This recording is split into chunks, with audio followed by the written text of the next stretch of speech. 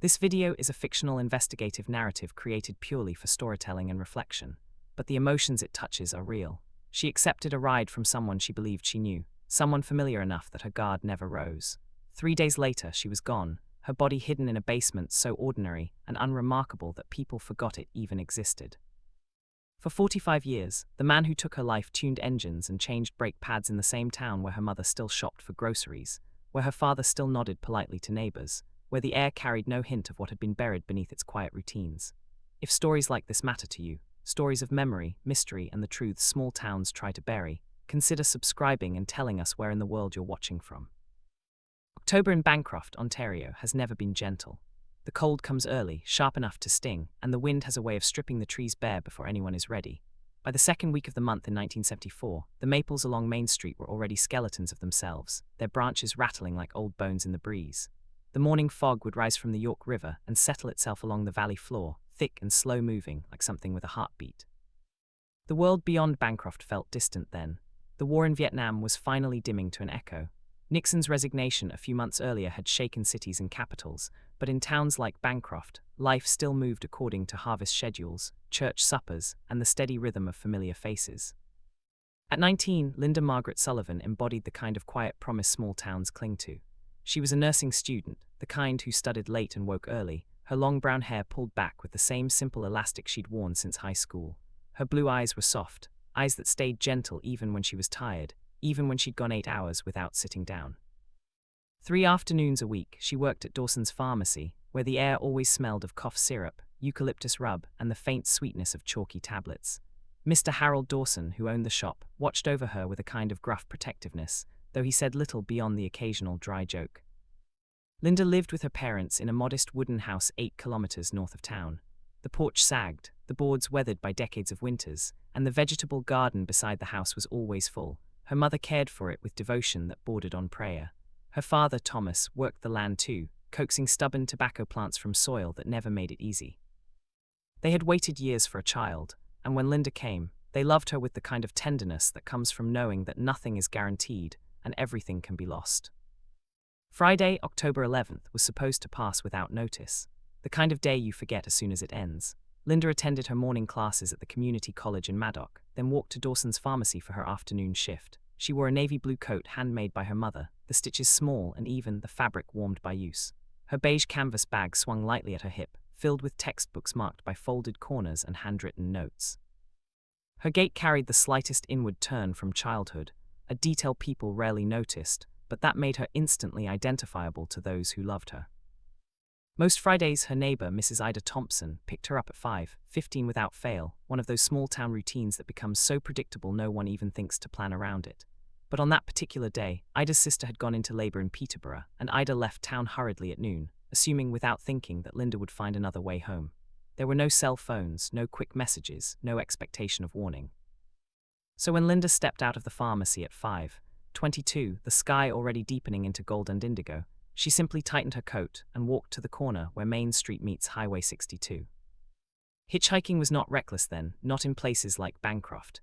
It was common, practical, an unspoken system of trust between people who recognized one another even if they didn't always know names. A car slowed, a window rolled down, a voice she recognized offered a ride. And because it was 1974, and because the world had not yet taught her to fear the familiar, she got in. Arthur Lemoyne, who kept watch over the Esso station at the corner, saw it all unfold in the unremarkable way ordinary tragedies begin. He saw Linda standing there beneath the street lamp, her navy coat pulled tight against the early October chill, her canvas bag hanging from her shoulder. He saw the light blue Ford pickup slow to a stop beside her. He saw her open the door and climb in without even a flicker of hesitation. None of it struck him as strange.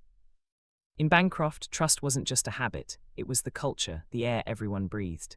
If you recognized the shape of a face or the tilt of a cap, that was enough. Everyone trusted everyone, and that, ultimately, was the problem. Arthur was 61 years old, a man worn down to the quiet edges of routine.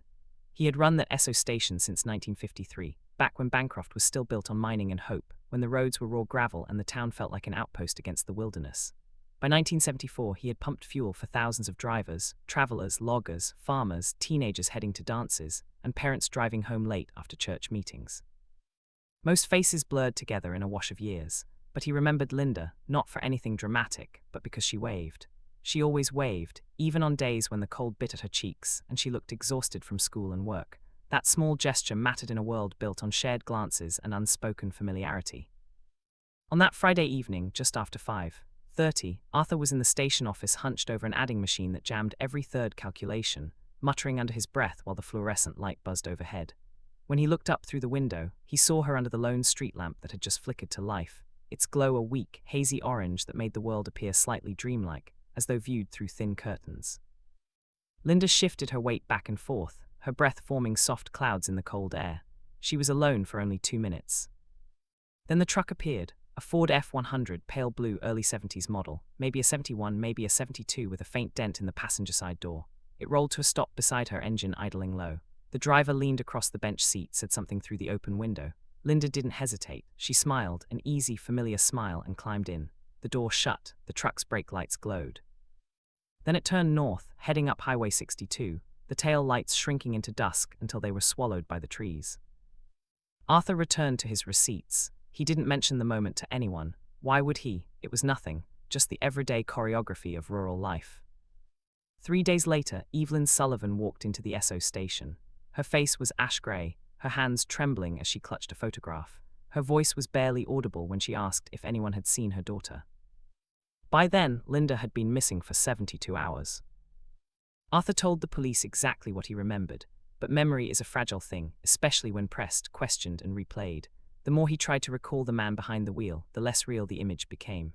Was the cap black or brown? Was the driver young, or no younger than Arthur himself? The harder he searched his mind, the more the memory dissolved, details slipping through his grasp like water.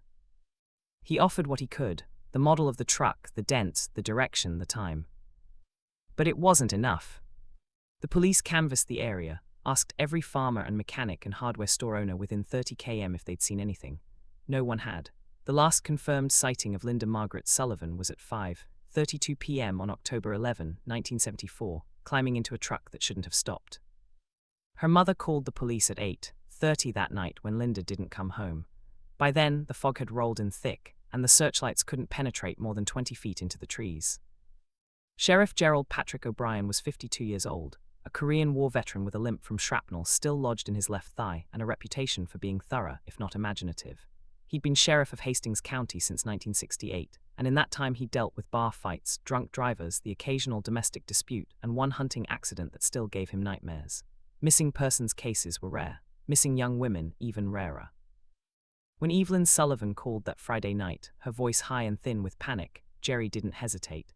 He mobilized everything he had, 4 deputies, 2 tracking dogs borrowed from the Ministry of Natural Resources, and by dawn Saturday, over 60 volunteers from Bancroft and the surrounding townships. They started at the pharmacy, worked outward in concentric circles, walked the shoulders of Highway 62 for 12 kilometers in both directions, searched the campgrounds along the York River, combed the trails leading into Faraday Township. The dogs picked up Linda's scent near the Esso station, lost it at the roadside, found it again briefly near an old logging road 3 km north, then lost it for good. By Sunday, the temperature had dropped to 2 degrees Celsius, and a cold rain started falling that didn't stop for 3 days. The volunteers kept searching, their boots sinking into mud, their flashlights cutting weak yellow paths through the dripping pines. They found nothing. On October 16th, 5 days after Linda disappeared, a hunter named Marcus Dubois was checking his trap lines near an abandoned hunting camp in Faraday when he saw something beige half buried under wet leaves. It was Linda's canvas bag. Inside were her nursing textbooks, a blue ballpoint pen, a grocery receipt from the IGA dated October 10th, and a water-damaged notebook filled with her handwriting, lecture notes, diagrams of the circulatory system, a grocery list on the last page. No wallet, no identification. The bag had been there long enough for rainwater to seep through, but not long enough for the fabric to rot. Jerry O'Brien sent it to the Ontario Provincial Police Forensic Lab in Toronto. They found no usable fingerprints, no blood, no hair fibers that didn't belong to Linda.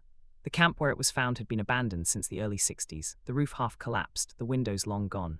There were tire tracks nearby, but the rain had turned them into shapeless ruts. The searchers expanded their radius, brought in a helicopter that circled the area for 2 days, its rotors beating the air into a dull roar that echoed off the hills. Evelyn and Thomas Sullivan stood at the edge of the search zone, watching the helicopter disappear and reappear. Evelyn's face blank, Thomas's hands clenched so tight his knuckles were white. They found nothing. By the end of October, the first snow fell, and the search was suspended until spring. Sheriff O'Brien was not a man who gave up easily, but he was a man who understood the limitations of a small-town police force in 1974. He had no crime lab, no computer database, no forensic team beyond what the OPP could spare for a case that had no body, no witnesses, and no clear evidence of foul play. What he had was a list of 14 men in Hastings County who owned light blue Ford F-100 trucks manufactured between 1970 and 1973. He interviewed all of them. Most were farmers, 2 were contractors. One was a traveling salesman who was in Sudbury the day Linda disappeared and had the receipts to prove it. The 9th name on the list was Raymond Charles Hoffmann, age 34, a mechanic who ran a small garage out of a barn on his property 6 km west of Bancroft.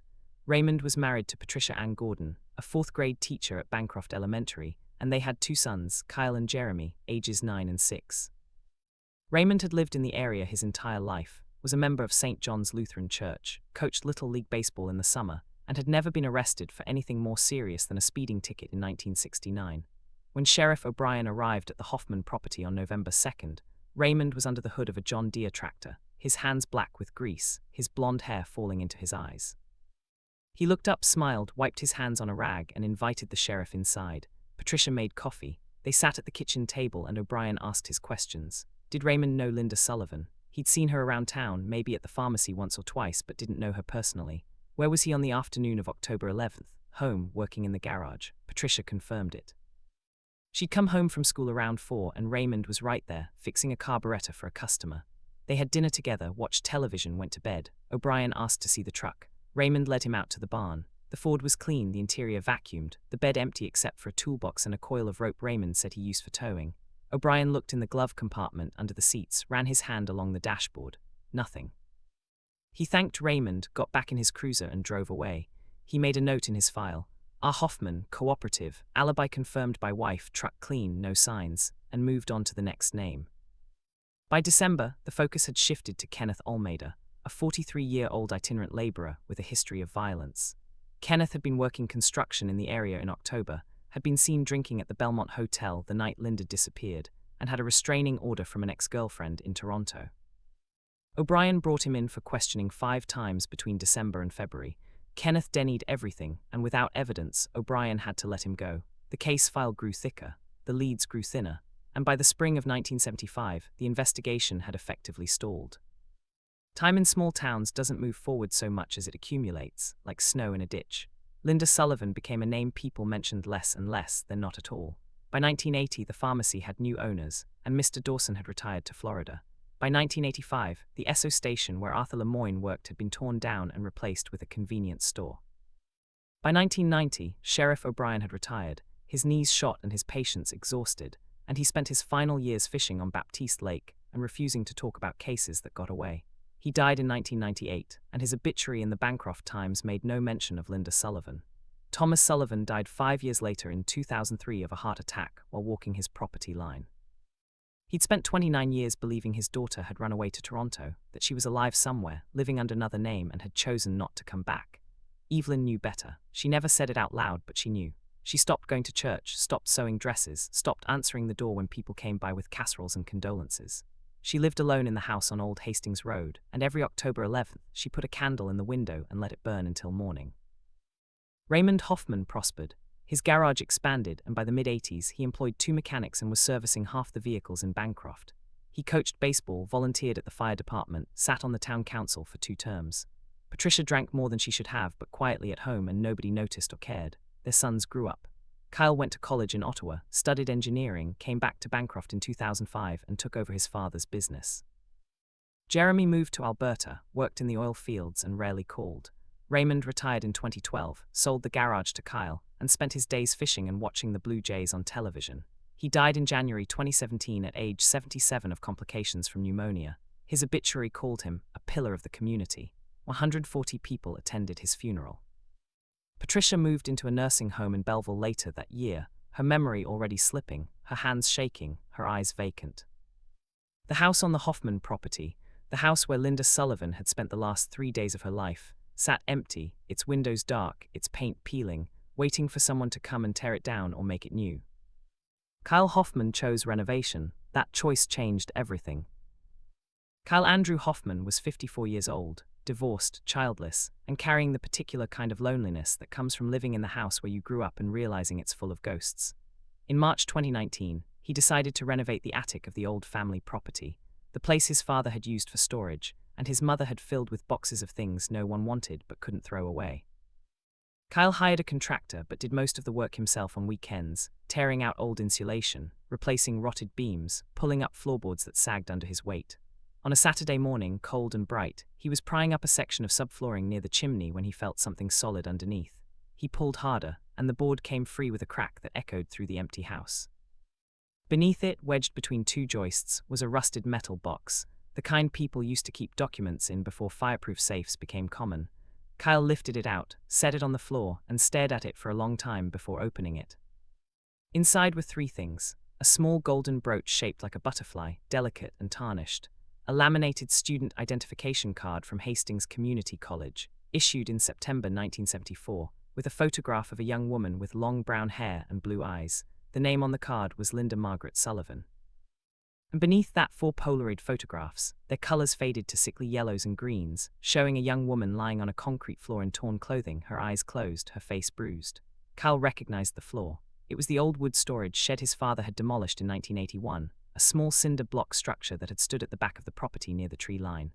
Kyle sat on the attic floor, the box open in front of him, and felt his stomach turn over. He didn't call the police immediately. He should have, but he didn't. Instead, he sat there until the sun went down, trying to make sense of what he was holding, trying to reconcile the father he remembered with the man who had hidden this box. By the time he finally picked up the phone, it was past midnight. Detective Sarah Elizabeth McLeod of the Ontario Provincial Police had heard of the Linda Sullivan case, the way everyone in Hastings County over a certain age had heard of it, but she'd never worked it.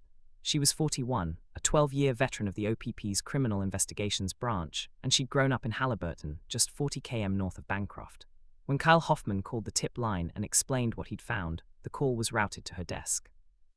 The next morning she drove to Bancroft, met Kyle at the property and took possession of the box. She handled the items carefully, photographed everything in situ, bagged each piece of evidence separately. She asked Kyle if his father had ever mentioned Linda Sullivan.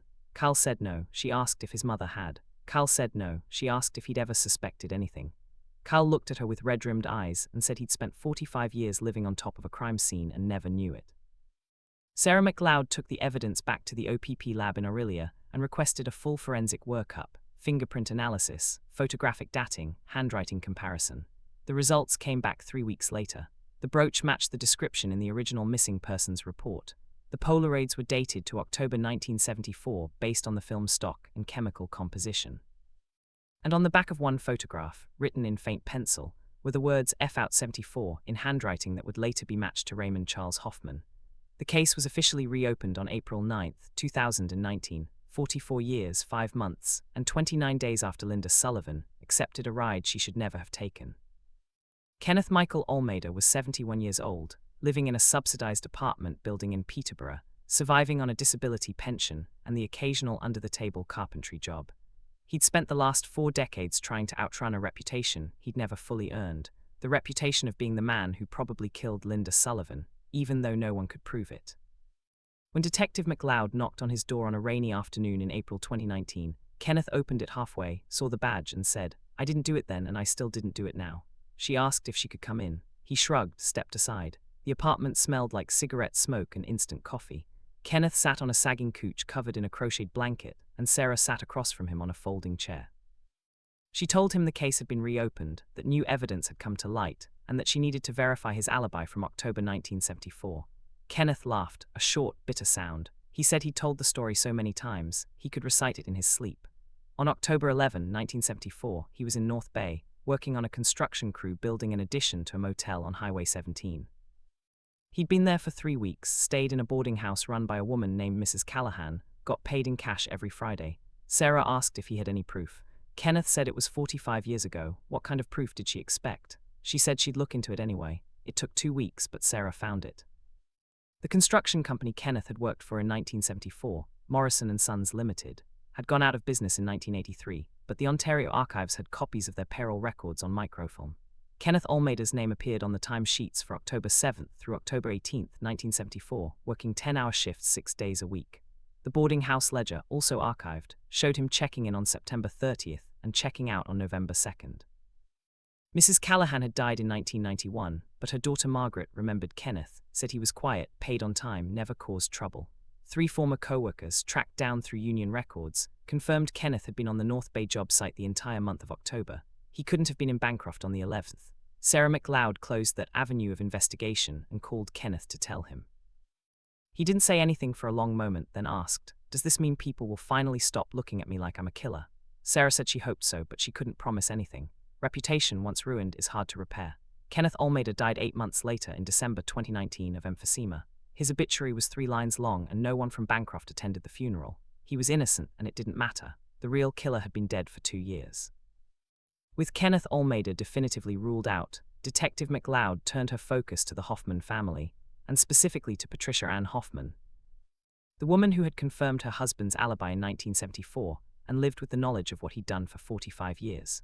Patricia was now 77 years old, living in Quint Gardens long-term care in Belleville, suffering from early-stage Alzheimer's and a litany of ailments brought on by decades of quiet drinking.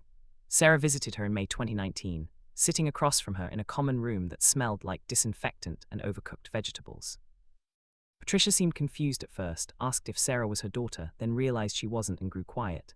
Sarah asked about Raymond. Patricia smiled, said he was a good man, a good father. Sarah asked about October 1974. Patricia's smile faded. She said she didn't remember. Sarah asked if Patricia had ever met Linda Sullivan. Patricia said no. Sarah asked if Raymond had. Patricia said she didn't think so. The conversation went in circles and Sarah left with nothing, but she didn't give up. She began interviewing people who had known the Hoffmanns in the 70s, neighbors, church members, parents of kids who'd played baseball with Kyle and Jeremy. A pattern emerged. Patricia had been intensely jealous, prone to accusations, suspicious of any woman who spoke to Raymond for too long at social events. One woman, Diane Lambert, remembered Patricia confronting her at a church potluck in 1976, accusing her of flirting with Raymond, even though they'd only discussed the weather. Another neighbor recalled Patricia checking Raymond's truck for evidence whenever he came home late. Sarah wondered if Patricia had known about Linda, if she'd helped, if jealousy had driven her to complicity. The real turn came from the forensic analysis of the Polaroid photographs. The OPP's forensic document examiner, Dr. Elaine Morrison, had spent weeks analyzing the handwriting on the back of the photos, comparing it to samples of Raymond Hoffmann's writing from the 70s, invoices from his garage, letters to suppliers, a birthday card he'd sent to his mother in 1973. The handwriting matched, but Dr. Morrison found something else. One of the Polaroids showed a calendar on the wall in the background, barely visible, with the date October 12th circled in red. Linda had been alive, or at least photographed, on the 12th, a full day after she disappeared. That meant she'd been held somewhere, kept alive, before she died. Sarah requested a ground-penetrating radar scan of the Hoffmann property, focusing on the area where the old wood storage shed had stood. The scan took place in July 2019, and the results showed a subsurface anomaly consistent with a shallow grave. Excavation began in August. On August 27, 2019, a forensic team unearthed human remains buried 1.2 meters below the surface, wrapped in a deteriorated canvas tarp. Dental records confirmed the identity, Linda Margaret Sullivan. The remains showed evidence of blunt force trauma to the skull and signs of prolonged exposure to cold temperatures before death. She hadn't been killed immediately. She'd been kept in that shed, cold and terrified, for at least 2 days. And someone had been with Raymond, someone who knew, who helped, who kept the secret. Kyle Hoffmann agreed to wear a wire. It wasn't an easy decision. Detective McLeod had explained that his mother was ill, that anything Patricia said might not be admissible in court due to her cognitive decline, but that they needed to know the truth. Kyle said he needed to know too. On September 5, 2019, he visited his mother at Quint Gardens, a small recording device hidden in his jacket pocket.